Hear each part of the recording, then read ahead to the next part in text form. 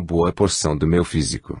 Como, se eu podia enxergar através do espelho até da parede? Seria por isso que a criança me vira? Ou era uma projeção ideoplástica sobre o espelho? A questão e a minha curiosidade inata colocaram-me totalmente confuso, embora tentasse controlar essa faceta de emoção, e daí a pouco, senti o convite íntimo de voltar à base física. Como já acontecera anteriormente, a poderosa reação emocional levou a experiência fora do físico a um final rápido. Abri as pálpebras, movi o corpo todo, senti a forma orgânica entorpecida e consultei o relógio, 8h43 da noite.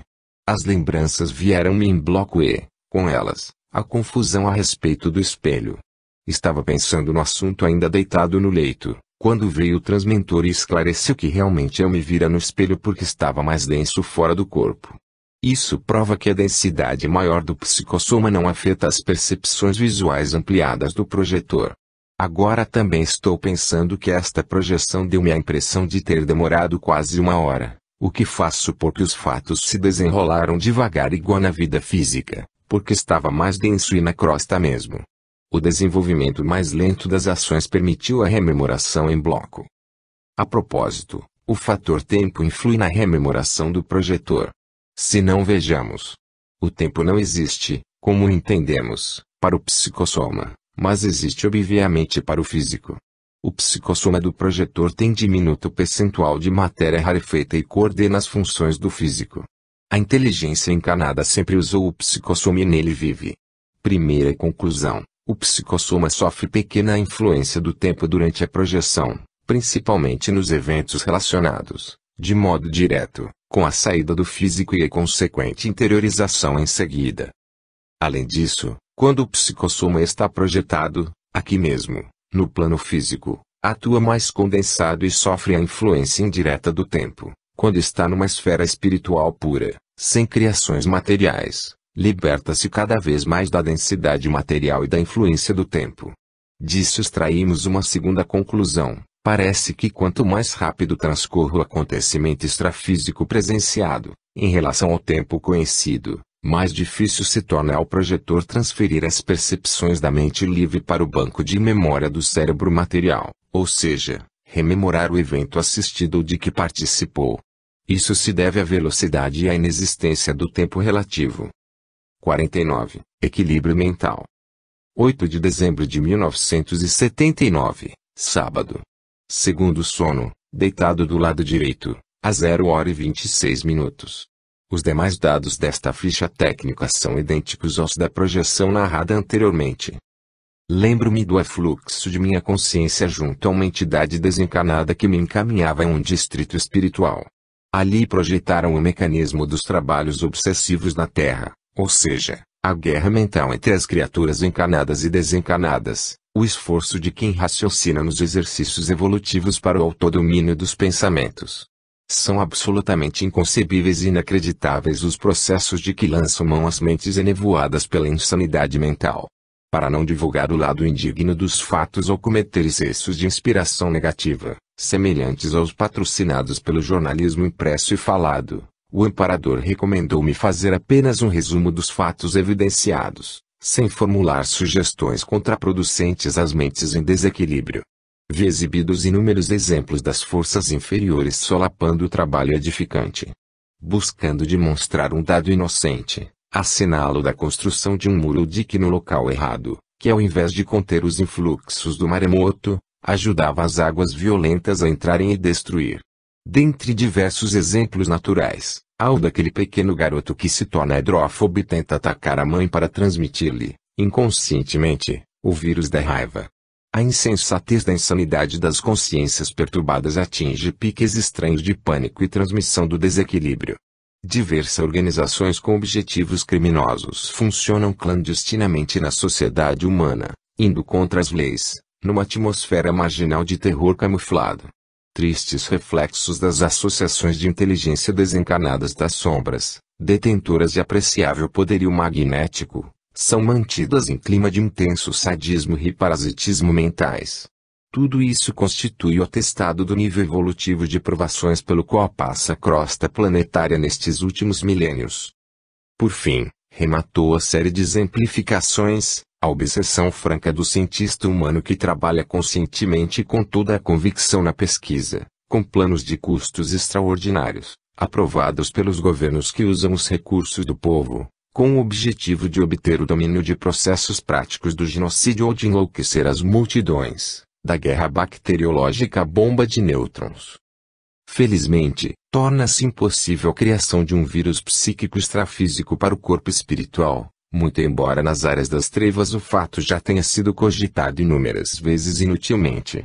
E cumpre-nos saber com toda a certeza de que aqui ou ali, agora ou mais adiante, mas dentro do seu tempo próprio, a inteligência sempre renasce para a evolução eterna e os desequilíbrios são desennovelados, surgindo a paz da construtividade e a edificação consciencial.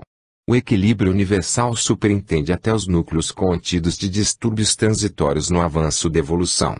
E tudo permanece sob controle imutável. Depois disso, fui acompanhado até a base física para o despertar.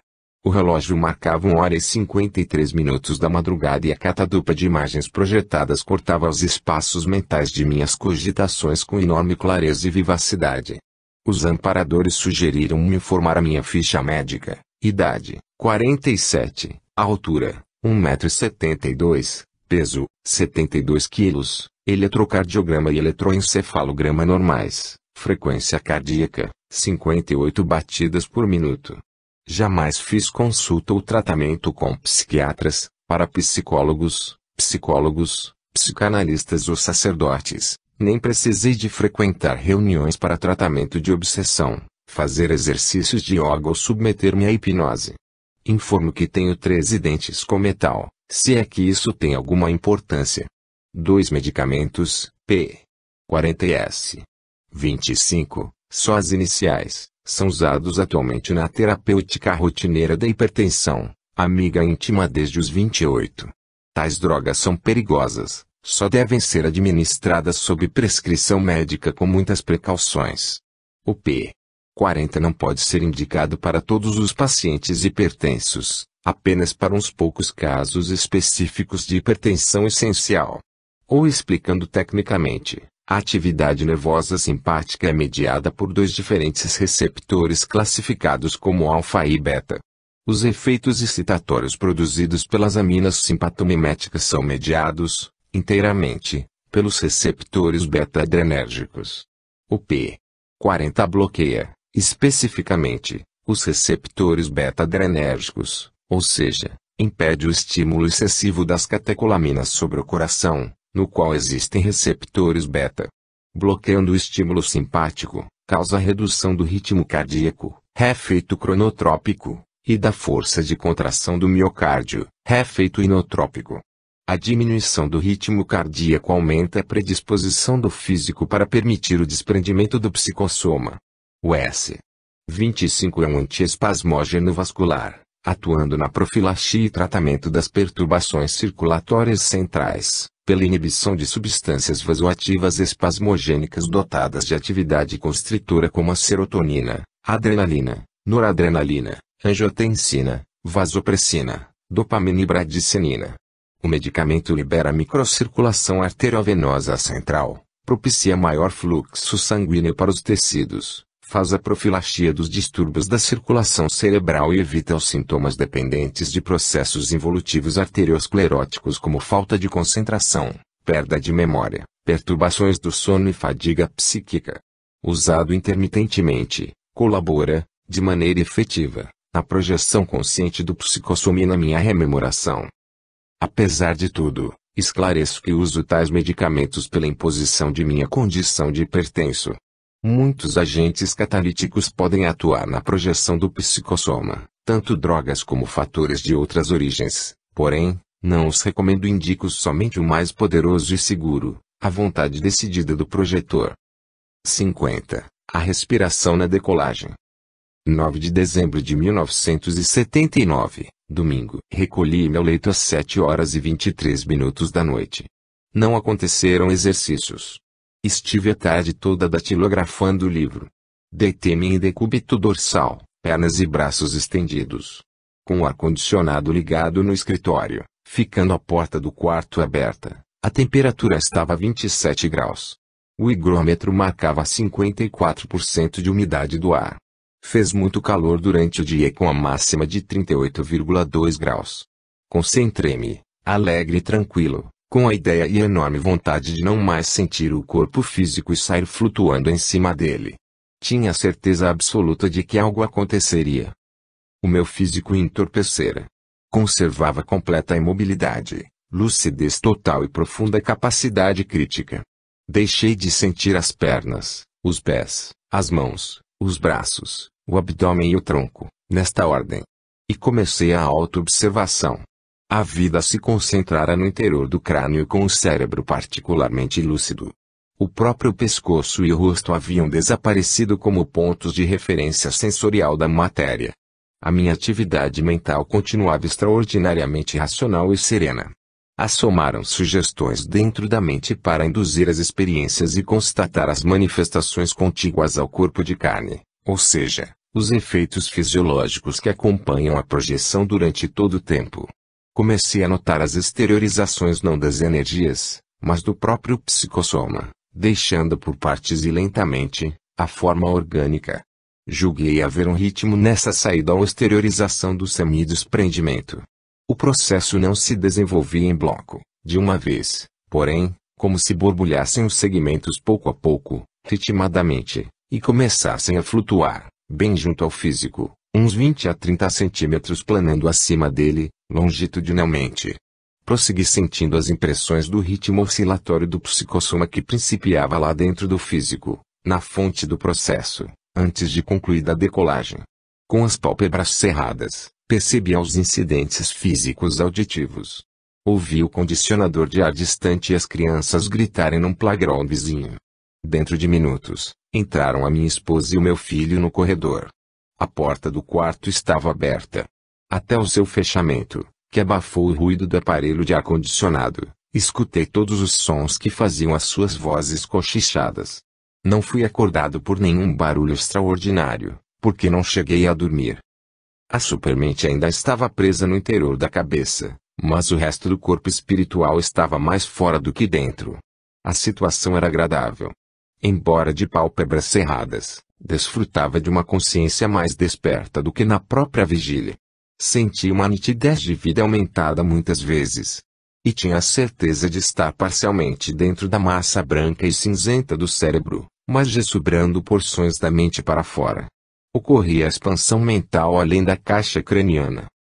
Veio o aviso para pensar em sair da cabeça física, rolando o psicossoma para a esquerda e observar com malha fina, de acurada atenção, todas as sensações para relatá-las. E com essa ajuda invisível, aconteceram as projeções longitudinais do psicossoma leve, numa condição de baixa densidade, debaixo do meu controle consciente e voluntário, sempre com rolamentos para a esquerda ou a direita, e interiorizações subsequentes também rolando de lado. Senti de maneira incontestável, que a sensação orgânica mais intensa, a última que perdi ao decolar e a primeira que retomava ao me interiorizar, todas as vezes, era a respiração. Mais do que a circulação e os batimentos cardíacos, a respiração era a viga mestra, o fator vital do processo da projeção, a ocorrência ou sintoma mais detectável ou percebido predominando sobre os demais. O fato vem corroborar o valor dos exercícios de yoga que, ao proporcionarem resultados ponderáveis que permitem que o encarnado detenha sua respiração, o fluxo sanguíneo e refreie até mesmo os batimentos cardíacos, através da concentração profunda, ajudam significativamente a projeção do psicossoma. Em resumo, a técnica da projeção consciente é antes de tudo mental, mas a respiração ritmada ajuda. Nunca pratiquei yoga, nem faço a respiração ritmada, contudo, as experiências me evidenciam a profunda correlação existente entre os processos. Daí talvez o porquê da incidência comum da projeção entre os povos orientais afeitos aos exercícios respiratórios. E a respiração apresenta enorme peso em relação ao psicossoma. É um processo pesadão e bruto em comparação com o corpo espiritual sutil. Numa das vezes que estava completamente fora do físico, não tinha mais a respiração e pensei em reavê-la. No mesmo instante, comecei a respirar e voltei incontinenti ao físico. Eis aí a passagem nua e crua da experiência de quase morte, tão estudada atualmente. Durante todo o período do transe das projeções consecutivas, a respiração física permaneceu imutável, não se alterando absolutamente em nada.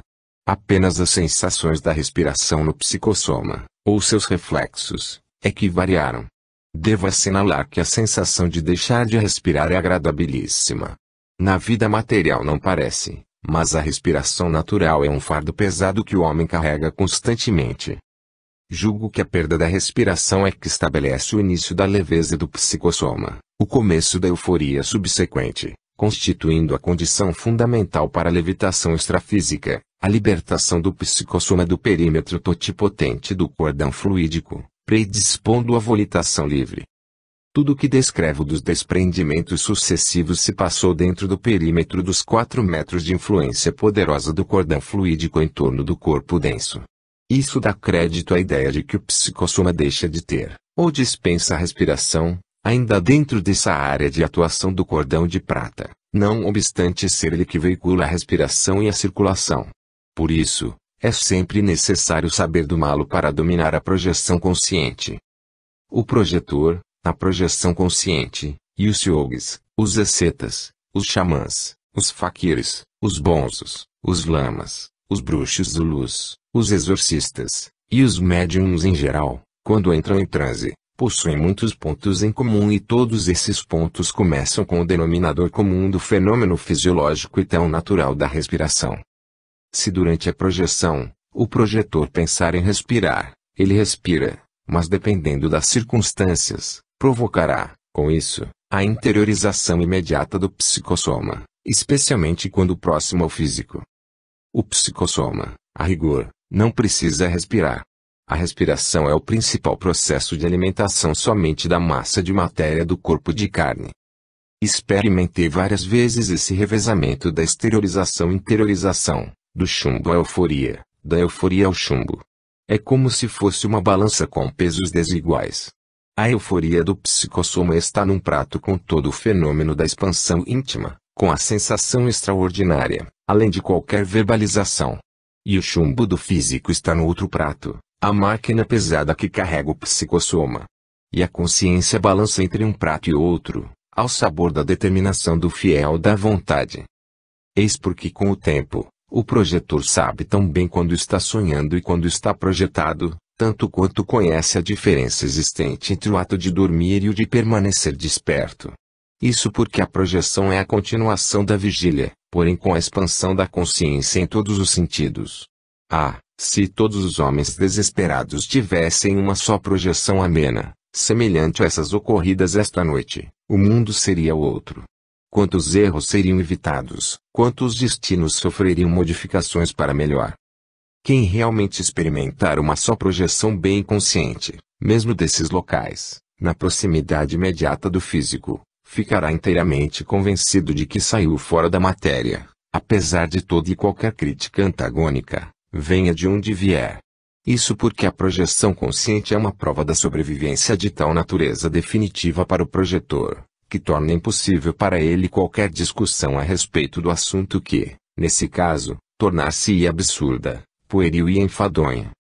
Contudo, é sempre importante avisar que a obtenção de uma primeira projeção espiritual com 50% de lucidez extrafísica, vinca para sempre a psique, gerando inevitavelmente certas mudanças no ritmo de vida do projetor, constituindo-se numa realização pessoal transcendente e decisiva, acarretando a revisão de hábitos pessoais e transformações nas condições gerais de vida, nas atividades religiosas e sociais, nos hábitos alimentares e até de dormir. Numa noite igual a esta, quando as condições são excepcionalmente favoráveis, tudo parece correr sem problemas, tão fácil, espontâneo e natural dentro dos processos da projeção. Não notei nem mesmo desses locais, na proximidade imediata do físico, ficará inteira dia de melhor desempenho conforme os ciclos de predisposição do meu biorritmo. Em outras noites, tudo surge difícil e arrastante, manifestam-se obstáculos inesperados, parecendo imenso trabalho de Sísifo. E muitas vezes, não se consegue mesmo a projeção por mais que se deseje e insista. Também, quantos fatores não entram nesse sistema? E quantos ainda devem existir que ignoramos? Mas é necessário saber mais para adquirir o hábito do desprendimento. As projeções ideais são as funcionais semelhantes àstas de hoje, pois não ocorrem nesse caso intervalos de inconsciência, períodos de sono, sonhos, ou desmaio, síncope e coma, e nem mesmo a fase de despertamento. Por outro lado, também não foram induzidas por dor, sede, medo, jejum, exaustão, droga, tensão emocional, hipnose ou quaisquer técnicas, sistemas, modos, métodos ou meios artificiais. Aconteceu apenas um sair e um entrar, um ressair e um reentrar da consciência, consecutivos, suaves e dentro dos processos fisiológicos interdependentes dos dois corpos, inerentes à natureza humana. Assim, a projeção é uma atividade fisiológica, ocorrência comum, desde que haja saúde psíquica e, em razão disso, está aberta para todos. E os rudimentos do desprendimento consciente são fortalecidos e se expandem através dos exercícios psicofísicos frequentes ou, em outras palavras, fisiológicos continuados. Só num dos rolamentos do psicossoma é que obtive a claridade da visão extrafísica por algum tempo. E foi só recomeçar o processo do retorno ao físico para que a visão escurecesse de novo. Isso prova que a projeção visual extrafísica também começa a ocorrer dentro do perímetro de influência do cordão de prata, ou seja, junto ao físico. Ao começar a rolar para o lado e dar a primeira volta, os liames do físico se afrouxavam e a força da respiração amainava. Nesse ponto nem ouvi os batimentos cardíacos. Ao completar a virada do psicossoma, a respiração desaparecia. Saí e voltei ao físico rolando pelos dois lados umas 4 vezes, em câmara lenta, só observando com minúcias a extensão e profundidade das sensações. A saída do psicossoma tem seu ritmo. É um balé que se dança, um agradável balé. O físico é máquina poderosa e pesada. O peso do físico de 72 quilos parece bem mais do que realmente é, em comparação com a leveza do milésimo de 70 gramas que atribuem ao psicossoma. Procurando comparar, parece que o psicossoma é grão de arroz ao completar a volta da saída e o corpo é uma tonelada de granito no qual o grão de arroz entra e toma posse na interiorização. Notei também que o psicossoma dá a impressão de ser redutivo e que a reentrada é como se fosse um aumento de seu volume e peso, com a bola que se enchesse sob pressão até formar a corporificação humana completa. Tudo faz lembrar um psicossoma formiga e um físico elefante. Fora do físico, com o controle perfeito das emoções, fiquei ereto umas 2 vezes, dentro do quarto ampliado. Depois deitei-me de novo para observar de perto as sensações da decolagem consciente que, torno a afirmar, é a fase mais importante e impressionante no processo da projeção do psicossoma. Cada desprendimento tem características e profundidade próprias. A compreensão e a nitidez da experiência extrafísica são proporcionais à extensão e à acuidade da consciência manifesta durante a projeção. A esfera extrafísica evidentemente segue sempre a mesma, o que muda é a percepção da inteligência. As várias vezes que saí e entrei, não movi nenhum elemento do físico que permaneceu entorpecido o tempo todo, desde as 7h23 até as 9h08, quando consultei o relógio. Não aconteceu nenhum despertar, porque não houve perda de consciência em momento algum. Apenas abri as pálpebras e quebrei o entorpecimento da matéria. Também não acho que tenha ocorrido um estado de catalepsia física ou algum choque consciencial. Tal fato tem acontecido algumas vezes, aqui, nesta série de projeções, quando o meu despertamento corresponde a um simples descerrar de pálpebras e a suspensão natural do transe. Igualmente, não foi necessário haver rememoração porque todos os fatos estão vivos na mente, tal qual estão os incidentes que transcorreram hoje, durante a vigília do dia todo. A única diferença é que os experimentos vincaram a minha memória com impressões indeléveis, em razão da superconsciência e da atenção que se manteve profundamente fixada no desenrolar dos fenômenos. Estou sendo uma prova viva de que a obtenção de projeções conscientes do psicossoma, dentro de técnicas sadias, dispensa completamente os recursos do misticismo e os rituais de toda a natureza. A projeção exige apenas disciplina da vida mental e da conduta do indivíduo, como qualquer outro procedimento que visa alcançar a melhoria do desempenho fisiológico do homem. É, portanto, um processo fisiológico natural, atributo do homem, inerente à própria vida, Assim como também são o sono e a mediunidade, ou se o quiserem, a ginástica, um esporte, o ato de se alimentar, etc. O projetor é uma espécie de atleta transcendente. Cada projetor constrói pouco a pouco seu estilo ou técnica pessoal de projeção de acordo com as suas possibilidades internas e externas de existência.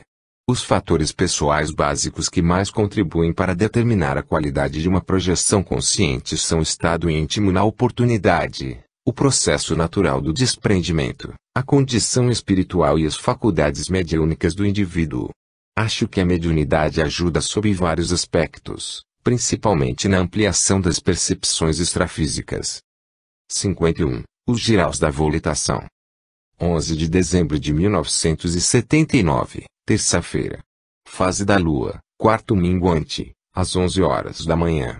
Terceiro sono, depois de escrever por algum tempo no escritório, a 1h09 da noite, na posição supina ou decúbito dorsal. Temperatura ambiente, 26 graus. Umidade no ar, 58%. As reminiscências dos eventos desta noite são muitas e dispares. À vista disso, utilizei-me de um sistema para rememoração. Relacionei antes, rapidamente, os episódios na ordem cronológica de ocorrência, com palavras-chave para cada um e cheguei a 19 cenas, pontos relevantes ou instantâneos diferentes. Agora buscarei descrevê-los em seus pormenores. A minha consciência estava acesa ao lado de uma entidade desencarnada que me explicou a visita que faria, realmente como repórter humano, explorando uma colônia espiritual de transição, antiga aglomeração sobre o espaço extrafísico do Brasil. Estimulou-me ao trabalho, esclarecendo que eu portava esta noite um coeficiente poderoso de energias que serviria como escudo. No decurso da excursão distante e demorada, devia procurar manter-me sereno em toda circunstância, acatando as ocorrências com naturalidade, certo de que, sendo encarnado, precisaria defender a minha vida física acima de tudo. Não deveria me impressionar com as abordagens incessantes e poderia usar a exteriorização de energias como defesa, se fosse preciso. Seria o mais franco possível, não escondendo a condição de encarnado, sob nenhuma hipótese. Buscaria fixar o elemento-chave da cena visualizada que pudesse vincar mais a memória para ajudar a rememoração. Não perderia de vista que sou um adulto espiritual e agiria como tal. Não deveria esquecer que as ações são mais rápidas e instantâneas no plano espiritual, por serem geradas diretamente pelos pensamentos sem necessidade de ações motrizes ou físicas. Iria sozinho e seria observado à distância, mas não receberia assistência ou interferência diretas. Teria de contar com os próprios recursos. Estivesse confiante que daria conta do recado. Ao terminar a preleção sucinta, incisiva e rápida, o amparador observou-me, uma última vez, e afirmou, como se despedisse de um candidato que partia para enfrentar uma prova iminente. O seu corpo de manifestação estará mais denso ou menos denso, conforme os seus pensamentos e a sua vontade para absorver as substâncias predominantes em cada ambiente. Lembre-se de agir como se fosse um desencarnado, embora revelando claramente a sua qualidade de encarnado. Conserve paz em seu íntimo. Tenha bom êxito. De imediato, lançamo-nos ao espaço e daí a pouco eu era deixado no local crepuscular, mais sombrio do que claro. Avançando, encontrei-me à beira de enorme fosso profundo e cheio de calhaus, lembrando uma garganta ou canhão dos filmes do oeste americano, com a diferença de estar sujo e a água parecia de esgoto e correndo ou estagnada em poças nas profundezas. Observei muita gente desencarnada em grupos nas duas margens do fosso, mais do lado em que eu estava. Sabia que aquilo constituía um recurso de defesa vibratória ou vigilância da colônia, além de representar um sistema de esgotos, visando ao combate à poluição espiritual. O fosso era tortuoso, parecendo mais fundo ou mais raso de acordo com o lugar. Estava procurando o jeito de passar para o outro lado, quando duas entidades tranquilas, com aparência masculina, ao passar me recomendaram, apressadamente, prosseguir além porque ali não era lugar para humanos. Isso significava que eu estava facilmente reconhecível como espírito encarnado. Saí margeando o fosso. Outros espíritos passavam, alguns de formas perturbadas olhavam na minha direção. Um seguiu correndo e gritou como se quisesse assustar-me. Cai fora. Não fique aqui. Cheguei a um arrabalde de cidade, junto ao fosso, que continuava serpenteando os acidentes geográficos. Encontrei uma espécie de cais das vibrações, ou seja, parecia que ali as marés de formas mentais crosta a crosta vinham e batiam nas amuradas gigantescas. Dava para descortinar o oceano dos elementos ou substâncias pesadas a se perder de vista. Efeitos evidentes de emissão mental crônica menos digna. Havia uma luz embaciada de matiz amarelo escuro sobre tudo isso. Parecia que a paisagem vivia imersa num eterno crepúsculo. Não localizei astro no céu de cor mais para o cinza.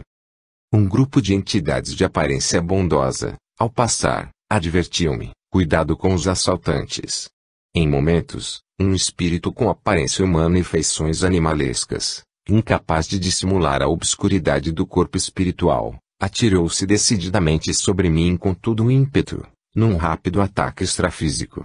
Queria, com incrível ânsia e atitudes frenéticas, aspirar-me por inteiro se pudesse, absorvendo minhas forças qual autêntico vampiro ou dreno vibratório.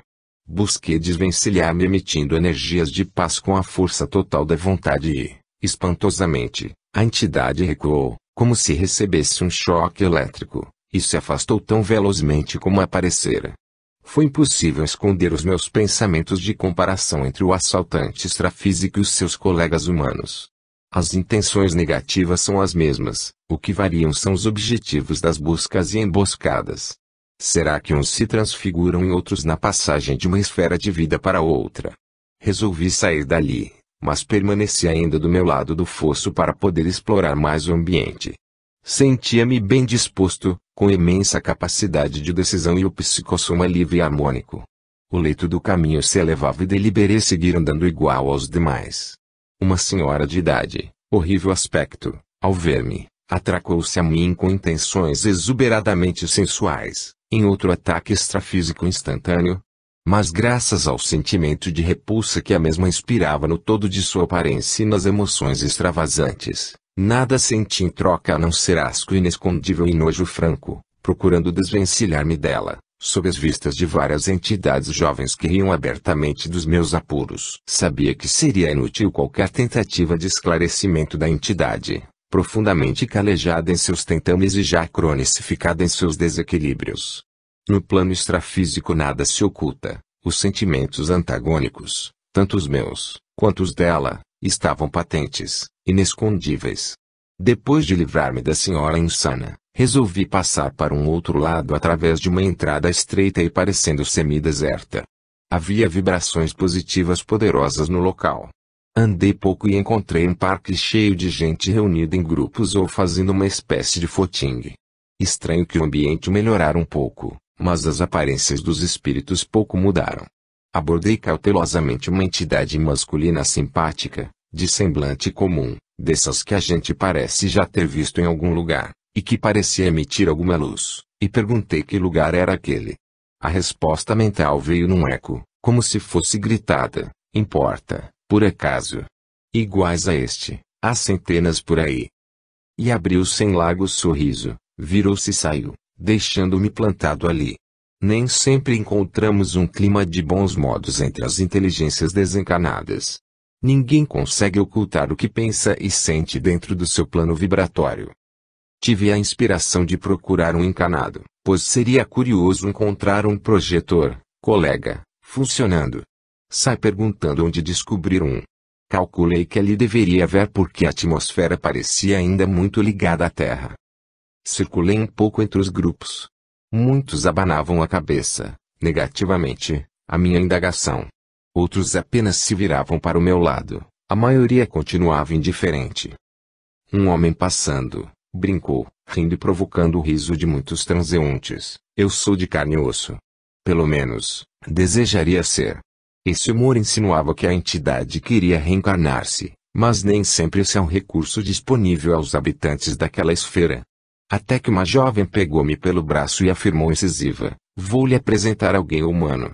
Num instante, dentro do parque mesmo, levou-me até uma adolescente nos seus 14 de idade, vestida de vermelho, toda deformada, parecendo cega, a cabeça enorme alterada pela hidrocefalia, os cabelos ruivos bem penteados, partidos ao meio. Estava rodeada por 3 entidades. Tentei me aproximar e senti, antes de perguntar qualquer coisa, que ela estava afastada do físico pela força libertadora do sono. Para confirmar, indaguei mentalmente e ela me respondeu, permanecendo no mesmo lugar, sem mexer, as pálpebras mal fechadas nas órbitas também deformadas. Sou da Terra sim. E arrematou, brincando, e todos se entreolharam e sorriram. Somos companheiros, amigos, irmãos. Comecei também a rir ao identificar o verso da melodia espírita, canção da alegria cristã, e quis saber mais, de onde era, o que fazia, mas a entidade atalhou-me e esclareceu apenas: sou interna de uma casa assistencial, mas lá não apito nada, sou uma semi-morta. Compreendi imediatamente que na qualidade de encarnada, ao voltar ao físico, as suas condições ainda eram piores, obscurecida pela provação evidente, do que a liberdade que estava desfrutando ali, naqueles momentos, com os 3 amigos ou conhecidos. Depois de agradecer-lhe, despedi-me dela e dos circunstantes, num clima de bom humor, e deixei o parque. Saí para uma rua com passeio e calçamento como se fosse na terra. Será que transitava algum veículo naquela pista? Não vi nenhum. Ao observar uma dupla de homens, intentei abordá-los, mas em chegando perto, percebi logo que estavam tão ensimesmados em seus mundos íntimos que desisti. Evidentemente eram entidades doentes, o que dava indício da população mista da colônia. Ao chegar a uma praça ampla, assisti a espetáculo diferente e chocante. Vi numeroso magote de entidades que se uniam, fazendo até movimentos ondulatórios, como se fossem de danças, e se satisfaziam umas às outras, aos abraços e beijos, com a maior naturalidade possível, parecendo uma troca grupal de fluidos ou doação de vibrações através das transfusões pelo contato direto, numa promiscuidade, a meu ver, de péssimo gosto. O fato produziu profunda impressão de orgia, em meu íntimo. Manifestava-se uma conotação franca de sexo em tudo aquilo, sem nenhuma ideia de maldade. Era um fato natural. Como entender isso dentro de nossa organização social terrestre e dos atuais preconceitos humanos? Como emitir julgamento ético acerca dessas práticas que extrapolam a compreensão de nossos hábitos e costumes? Seria isso um uso ou procedimento espiritual correto, naquele distrito extrafísico, dentro da moral cósmica? Alguma coisa ali me fazia lembrar cenas do teatro avançado da atualidade. Deixei a verdadeira onda viva humanoide que circulava serpenteando por toda a praça, saí dali e entrei por uma comprida viela, cheia de curvas, com singelas casas nos 2 lados, ao modo de distinto arrabalde de cidade do interior brasileiro. O ambiente era mais limpo que os demais. Podem me perguntar, os outros estavam sujos de quê? Não sei, mas senti e vi a sujeira existente. Havia ladeiras suaves e muitas curvas arredondadas nas construções, nos lugares em que deveriam existir esquinas quando começassem as ruas laterais. Engraçado, era a primeira vez que via ruas dividindo quarteirões sem esquinas. Todos os blocos eram arredondados, sem ângulos.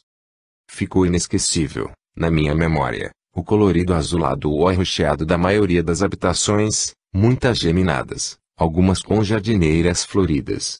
As cores não eram teias, mas até pitorescas, e não me lembro de nenhum lugar terrestre ou ambiente humano pintado com aqueles matizes inéditos. As edificações pareciam tão sólidas quanto as materiais. Curioso, as casas humanas, às vezes quando fora do físico, eu as vejo por dentro, transparentes. Ali surgiram casas, mas todas opacas e indivassáveis. Igualmente, senti que não poderia passar através das paredes daquelas residências porque eram formas que atingiram estranho grau de substancialidade. O problema da densidade no plano extrafísico é muito sério. O poder modelador e organizador do pensamento assusta. A influência da mente para formar e moldar o próprio meio ambiente predomina em qualquer esfera da vida e, com isso, cria resultados impressionantes. Numa das ruas, alguns transeuntes me abordaram ao passar, como se quisessem abraçar-me com tranquilidade, a intenção de receberem energias, carentes que estavam de resistência ou defesa íntima. O recurso foi estender os braços e pensar firme na emissão de energias, como se estivesse dando passes, sem me encostar neles. Fiz isso com 4 grupos de 2 e 3 espíritos de cada vez. Eles já sabiam que qualquer encarnado poderia doar-lhes as forças materiais que precisavam naquelas circunstâncias, sem nenhum sentido de viciação. Um pouco adiante, examinei um local público com arquibancadas, como se fossem de cimento, e percebi logo que o povo espiritual ali estava se reunindo para melhorar e harmonizar os pensamentos em conjunto. Pareciam convalescentes do processo liberatório da desencarnação. Muitos oravam, outros apenas meditavam. Alguns olhavam absortos à frente como se nada enxergassem. Próximo às arquibancadas divisei uma espécie de ginásio com imensas grades, que lembravam um pouco os andaimes ou jiraus, essas estruturas metálicas usadas para fazer pinturas em edifícios, mas desmesuradamente altas. Ia perguntar a alguém para que era aquilo quando, examinando mais atentamente as entidades escalando por dentro as armações gradeadas, entendi num ótimo o que se passava e a sua finalidade. Os espíritos exercitavam a volitação. Iam subindo dentro dos jiraus com a força do pensamento e se apoiavam nas travessas quando se sentiam cansados, fazendo pausas de repouso. O ambiente ali, realmente, não era dos melhores para a volitação. Antes de deixar o local, experimentei, por curiosidade sadia, só para sentir as possibilidades, e somente consegui um voo baixo dentro dos jiraus, após decidido esforço da vontade. Seria só a densidade da atmosfera e do psicossoma que não deixava a gente parar livre no espaço? Se for isso, há a forte influência da força da gravitação na colônia espiritual. Como situar esse distrito espiritual de transição numa escala de avaliação evolutiva, dentro dos ciclos, esferas e planos ascensionais? Depois disso, pensei em voltar para a base física, preocupado com a longa fiera e a sequência exata dos fatos que presenciara até ali e o esforço que teria que despender para me lembrar de tudo e fazer este registro. Parece que consegui transmitir aqui as cenas principais das ocorrências no aglomerado espiritual. Pelo menos, houve boa vontade. Incrível como é possível o encarnado viver e atuar fora do corpo denso na infinita, desconhecida e transcendente espiritualidade. Despertei-me na posição de decúbito dorsal, e consultei o relógio, 13h26 da madrugada. As rememorações surgiram na minha cabeça com nitidez admirável. Levantei-me e vim grafar estas notas. Valem aqui algumas considerações sobre a rememoração. As observações dispares do projetor deambulante, os percursos diversos cobertos pela projeção, a manutenção da estabilidade do psicossoma livre em trânsito, a recuperação da debilidade orgânica do corpo físico durante o desprendimento, e o impacto da volta ao cérebro, encerrado no crânio, sobre o banco de memória, são os fatores mais poderosos para obstacular a rememoração. E, além de tudo isso, torna-se necessário haver uma boa circulação cortical. Os registros mnemônicos fiéis que permitem trazer de volta as observações só podem ser obtidos, seja de súbito, em bloco, ou gradativamente em fragmentos, pelo projetor que goste das atividades extrafísicas e queira lembrar-se, com profunda autocrítica, antepondo-se com vontade granítica aos lapsos de consciência, às amnésias parciais. Não há outra solução e ninguém pode ajudar sempre, porque as diferenças entre o cérebro humano e a mente livre, o plano físico e o espiritual, os condicionamentos terrestres da mente finita coincidente e expansão do pensamento liberto são enormes, intensos e permanentes. Existem milhares e milhares de projetores sem o saberem, porque são semiconscientes, ou seja, têm a consciência no plano extrafísico, mas não conservem a rememoração dos eventos a que assistem ou participam. 52. Atmosfera gelada. 13 de dezembro de 1979, quinta-feira. A última vez que examinei o relógio passavam alguns minutos da 1h da noite. Posição no leito, deitado para o lado esquerdo. A temperatura estava a 26 graus e umidade a 52%, com o ar-condicionado indireto. Reconheci-me com a lucidez plena da consciência ao lado de uma entidade desconhecida, a quem cumprimentei e que me revelou que iria comigo a um local em comum no plano terrestre mesmo. Deixei o rio. A volitação através do espaço, a grande velocidade, ofereceu uma visão indefinida e confusa da área percorrida. Como pensamento e ação se equivalem na prática espiritual, dentro de pouco tempo entrávamos, sobrevoando uma atmosfera humana gelada. Era gelo por toda parte, Dentro da noite escura, sem estrelas, onde se enxergava apenas essa luz natural, extrafísica, que aparece suavemente em qualquer distrito. Num ótimo, quis observar a mim mesmo e vi que estava vestido com o meu costumeiro uniforme de projetor, pijama azul de gola cavada, sem mais nem menos, em meio às geleiras sem fim. Em certos trechos via-se a água, possivelmente de mar, correr e blocos de gelo flutuarem, até que ao longe divisei uma luz que foi aumentando até aparecerem outras artificiais e consegui discernir habitações e postes iluminados. Com o amparador do lado, em momentos entrávamos numa casa de forma atarracada, semelhante a um laboratório recheado de aparelhos, onde se viam fotos de penduradas numa parede e, dentro uns senhores louros, um deles fumando sem parar. Pouco se falava em inglês. O ambiente interno dava a impressão de estufa. Não vi nenhuma entidade desencarnada e, por isso, perguntei ao companheiro de excursão, não tem espíritos livres por aqui? Tem, sim, mas a região é escassamente povoada por homens e espíritos de qualquer condição. Havia mapas e gráficos espalhados. Uma das fotos de penduradas mostrava navio quebra-gelo com um oficial de marinha, ereto, no convés. A região polar parecia que fora pintada de branco para alguma inauguração. Tudo parecia limpíssimo. Saindo dali, encontramos uma entidade desencarnada que fazia assistência no local. Curioso é que envergava roupas grossas e botas enormes como se fosse humano e trabalhasse num frigorífico.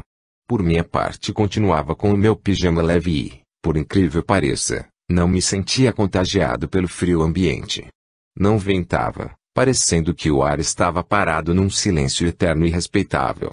Pelo diálogo mental ávido, fiquei sabendo que o espírito que prestava assistência àqueles homens, havia desencarnado ali mesmo, há muito tempo e conhece tudo a respeito da vida naquele cenário porque vivera nele. Vimos ainda um local para os residentes fazerem exercícios com bolas e mais adiante um conjunto de focas e alguns leões marinhos. Sinceramente, para mim que visitava o local extracorporeamente, não sentia frio, em compensação não via nenhum atrativo naquela solidão gelada. Viver em tais condições é respirar no desterro. Deve ser uma provação para a maioria daqueles raros habitantes. O mais importante foi identificar a assistência espiritual que está em toda parte, independentemente do meio ambiente adverso. Daí a pouco, deixamos o local volitando e, em pouco tempo, voltava ao ambiente da base física e do ar-condicionado funcionando.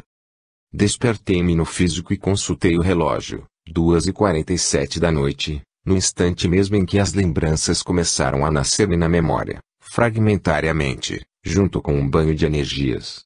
Levantei-me, peguei o termômetro na parede e li no escritório, 26 graus centígrados. Vivo o calor e o verão antecipado do Rio de Janeiro. Alguns processos psicológicos que realmente ajudam a projeção aos principiantes. 1. Querer ardentemente projetar-se. 2. Afastar em definitivo o medo de sair fora do físico. 3.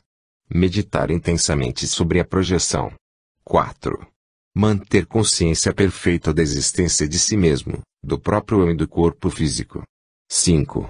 Conhecer tudo o que já se sabe sobre o corpo espiritual. 6. Visualizar o percurso físico que a consciência no psicossoma fará, ao se ver fora do corpo denso. 7. Criar o hábito de pensar sobre a projeção no período antes de dormir. 8. Ler sobre projeção antes de ir dormir. 9. Desejar sonhar com uma projeção. 10. Saturar a mente com a ideia da projeção consciente. 53. Vogando pelo céu. 14 de dezembro de 1979, sexta-feira.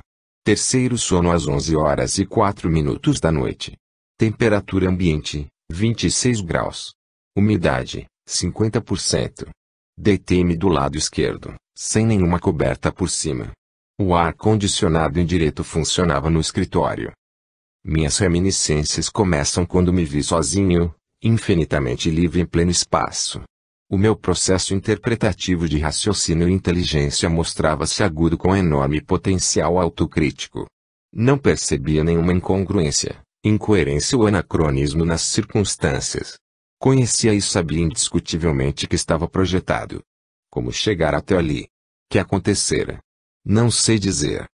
Olhei para o alto e vi a lua, mais nítida e maior à frente, e deu-me a vontade de voar em sua direção. Comecei a cruzar o espaço rumo àquele astro com incrível velocidade. Sentia que a Terra ficava pequenina atrás de mim. Vi algumas estrelas. Olhei para trás e me senti tão só e insulado no espaço imenso que resolvi voltar imediatamente, desistindo do trajeto pré-selecionado, a ideia-alvo de atingir a Lua. Tinha certeza de que, se quisesse, estaria lá em pouco tempo. Retornando em grande velocidade, fui rompendo algumas nuvens, igual a um avião que descesse procurando um campo de pouso improvisado. Saí em cima do topo de vários prédios e edifícios. Um deles, mais baixo, tinha meias. Desci mais e vi que era a torre mais alta de um castelo. Estava deserto lá em cima, a noite apresentava-se profunda e tranquila. Sobressaíam luzes esparsas de cidade. Não estava no Brasil.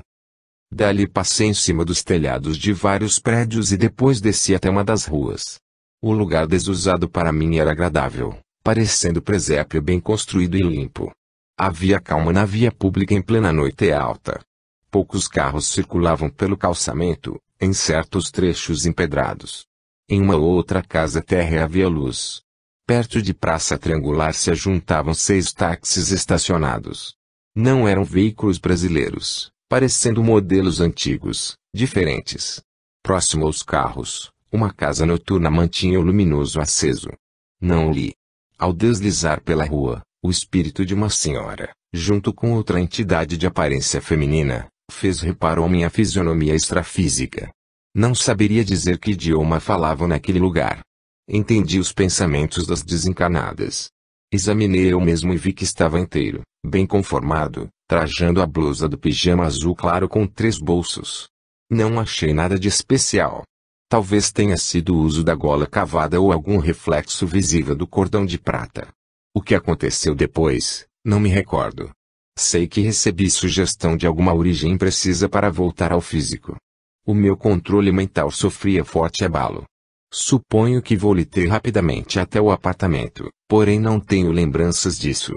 Minha memória recomeça quando me despertei. Estava do lado esquerdo, sentia-me enregelado e com o nariz obstruído, numa condição de meia sufocação. Mudei de posição, fui até o banheiro e voltei ao leito. Consultei o relógio, 11 minutos depois da meia-noite, e o termômetro, 26 graus, tudo isso seguindo os meus hábitos rotineiros das projeções. Deitei-me do lado direito para dormir de novo, envolvendo-me numa coberta branca. Ao encostar a cabeça no travesseiro, as reminiscências vieram-me fragmentariamente. Sem dúvida, a condição fria do físico impôs o retorno, prejudicando-me o despertar e a rememoração. Isso é raro acontecer comigo. A projeção no espaço, a longa distância, contribuiu para enregelar o corpo de carne e ossos. Acho que não. A temperatura máxima desta sexta-feira foi a maior da primavera, 39,5 graus centígrados. Este foi um caso típico de rememoração retardada, o que constitui exceção dentro dos processos mnemônicos comuns. 54. Sentado no ar. 16 de dezembro de 1979, domingo. Às 19h03 começaram os exercícios de exteriorização de energia. Um amparador transmitiu autopasses na área do plexo solar. A este respeito, quero esclarecer que a constipação intestinal, com a consequente intoxicação orgânica, representa sério obstáculo no processo da projeção consciente, dificultando a circulação de energias abaixo do diafragma, ou área do homem animal, especialmente nos centros esplênico e umbilical, e a libertação do psicossoma na área do plexo solar. Além disso, acima do diafragma, ou área do homem espiritual, prejudica a concentração mental por aumentar a salivação e deixar o psicossoma de ânimo intranquilo para alcançar o entorpecimento do físico. Na fase hipnagógica, nos pródromos do sono, a constipação intestinal predispõe ao surgimento de repercussões físicas pela interiorização súbita de uma perna ou braço extrafísicos, quando a consciência, no psicossoma indócil, igual a ginete fogoso pronto para sair galopando pela pista, fica fora da coincidência apenas parcialmente, em razão de estar preso pelas rédeas do plexo solar. Nesses casos é sempre recomendável a aplicação de autopasses na área abdominal, executados obviamente pelo projetor ou patrocinados por um amparador, o que provoca a neutralização dos efeitos tóxicos ou permite a exoneração dos intestinos, na fase preparatória, desobstruindo o desenvolvimento natural do processo da projeção. Depois de algum tempo dedicado aos exercícios, levantei-me para escrever e só recolhi-me ao leito às 11h22. A temperatura estava a 26 graus com o ar-condicionado indireto. Havia tensão atmosférica, chovendo firme lá fora, fazendo barulho na cobertura do aparelho do ar-condicionado. O vento uivava no andar alto. A umidade no ambiente estava em 54%. Deitei-me em decúbito dorsal e fiquei rígido e imóvel, sem nenhuma cobertura por cima. A minha consciência permaneceu por um bom tempo dentro do físico imobilizado, numa catalepsia física. Comecei a sentir, num crescendo, as forças poderosas do estado vibracional. Eu me julgava um dínamo emitindo força. Tentei desligar-me deliberadamente do físico. Numa decolagem vertical, clássica, de segundos, fiquei com a consciência transferida para o psicossoma estirado acima do físico. Pararam as oscilações do psicossoma que se estabilizou logo abaixo do teto. Consegui sentar-me no ar, observando a situação, experimentando as sensações poderosíssimas dos laços vibrantes que prendiam o psicossoma ao corpo de carne. Estava com os sentidos mais aguçados do que o comum. E comecei a pensar, não é fácil o encarnado morrer, ou seja, desvencilhar-se do cordão fluídico, porque a união existente é muito bem feita e estável. Ainda sentado, em pleno ar, quis sair para um lado e para o outro, mas foi impraticável. Estava preso ao corpo. Veio-me a ideia da sensação de certos espíritos recém-desencarnados. A emoção que vivem é aquela ali, sem tirar nem pôr, ou seja, estar consciente, querer sair, mas não poder. Há leões invisíveis que seguram e coíbem a liberação do psicossoma. E continuei a filosofar, sentado no ar, sobre o corpo físico na cama. Como o projetor conhece e sabe indiscutivelmente quando está projetado. Essas sensações naturais distinguem perfeitamente a projeção do sonho. Não sou só observador, sou participante e objeto da experiência, integralmente alerta quanto ao desenrolar dos fatos que transcorrem sem nenhuma incongruência ou discrepância do raciocínio lógico. Prossegui com a meditação extrafísica. A saída do psicossoma é um fato anímico e não fenômeno mediúnico ou espírita. No entanto, num caso igual a este, aparentemente estou fazendo uma autoprojeção consciente, mas tenho a certeza da assistência invisível junto a mim o tempo todo. Tem mediunidade ou não tem no processo? Nesse ponto resolvi. Tenho de obter a minha liberdade para esta projeção. Vou sair com um pulo. Reuni todas as forças, com imbatível determinação da vontade, e dei um pulo para a direita até o corredor do apartamento. Nesse instante surgiu uma luminosidade pálida e agradável que se irradiou mais fortemente por toda parte. Na hora, pareceu-me ser azulada. As dependências estavam enormes. As paredes pareciam que haviam sido afastadas umas das outras. Não vi nenhuma entidade, mas continuava cônscio de estar sendo auxiliado por intangível escolta. Igualmente não observei no corredor o volume que vira há uns 2 meses atrás, capítulo 32. Cheguei até ao quarto do meu filho e, logo em seguida, voltei ao físico na intenção de treinar a conservação da consciência com a vigília contínua, o mais difícil de se obter nas experiências da projeção. Deitei-me no corpo físico, fui absorvido por ele, experimentei pouco a pouco as sensações orgânicas, abri as pálpebras e quebrei o entorpecimento, com a consciência seguindo todo o tempo sem hiato. Consultei o relógio. 24 minutos depois da meia-noite, já na segunda-feira. A chuva continuava barulhenta lá fora. 55. Os caleidoscópios dos desejos. 17 de dezembro de 1979, segunda-feira. Temperatura, 26 graus. Umidade, 62%. Deitei-me em decúbito dorsal, às 7h12 da noite, depois de ouvir, pelo monólogo psicofônico, algumas instruções de transmentor. Senti perfeitamente o entorpecimento do físico e uma destra invisível pressionando a minha testa. Sobreveio uma pressão na base do crânio e nada mais me recordo da vigília. Minhas reminiscências extrafísicas começam quando entrava numa organização espiritual, vasto salão com pisos mais altos e mais baixos, com mais de 500 crianças entre 2 e 13 anos, pelos meus cálculos. Os espíritos pareciam crianças mesmo, com mentalidade infantil.